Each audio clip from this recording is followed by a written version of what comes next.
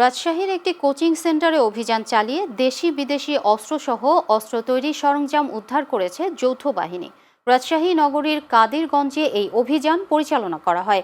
এ সময় প্রতিষ্ঠানটির সাথে জড়িত 4 জনকে জিজ্ঞাসাবাদের জন্য আটক করা হয়েছে। তাদের দেয়া তথ্যের ভিত্তিতে আশেপাশের বিভিন্ন মেস এবং বাড়ি থেকে আরও অস্ত্র উদ্ধার অভিযান পরিচালিত হচ্ছে। জানা গেছে, কোচিং সেন্টারটি পরিচালনা করেন রাসিকের সাবেক মেয়র ও আওয়ামী লীগের প্রেসিডিয়াম সদস্য AHM খায়রুজ্জামান লিটনের চাচাতো ভাই মুনতাসিরুল অনিন্দ।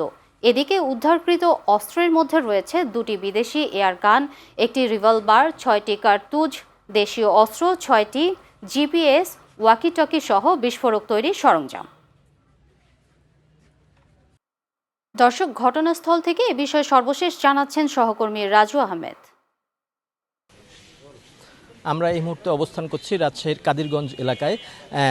আজকে সকাল থেকে রাজশাহীর কাদিরগঞ্জ এলাকার এই coaching centre doctor coaching centre নামের এই কোচিং সেন্টারে যৌথ বাহিনী অভিযান চালাচ্ছে। এখানে অভিযান চালিয়ে যৌথ বাহিনীর এই কোচিং সেন্টারে অভিযান চালিয়ে বিভিন্ন দেশীয় অস্ত্র এবং বিদেশি অস্ত্র সহ অস্ত্র তৈরির সরঞ্জাম উদ্ধার করেছে।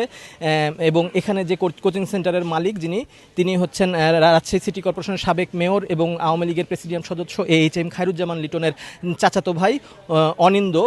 সেই অনিন্দ এবং তার সহযোগীকেও এখানে আটক করে রাখা হয়েছে এবং তাদেরকে জিজ্ঞাসাবাদ করা হচ্ছে যে আর কোনো কিছু আছে কিনা। রাজশাহী সিটি কর্পোরেশনের মেয়র খায়রুজ্জামান লিটন বর্তমানে পলাতক রয়েছেন। গত 5 আগস্ট রাজশাহীতে যে 2টি হত্যাকাণ্ড হয়েছিল সেই হত্যাকাণ্ডে তিনি অন্যতম আসামি।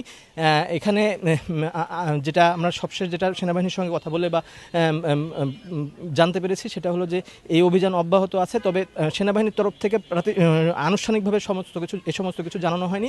বলছে তারা যেটা জানাচ্ছে যে অভিযান শেষে পুলিশ এটার বিষয়ে বিবৃতি দিবেন। এই ছিল সর্বশেষ।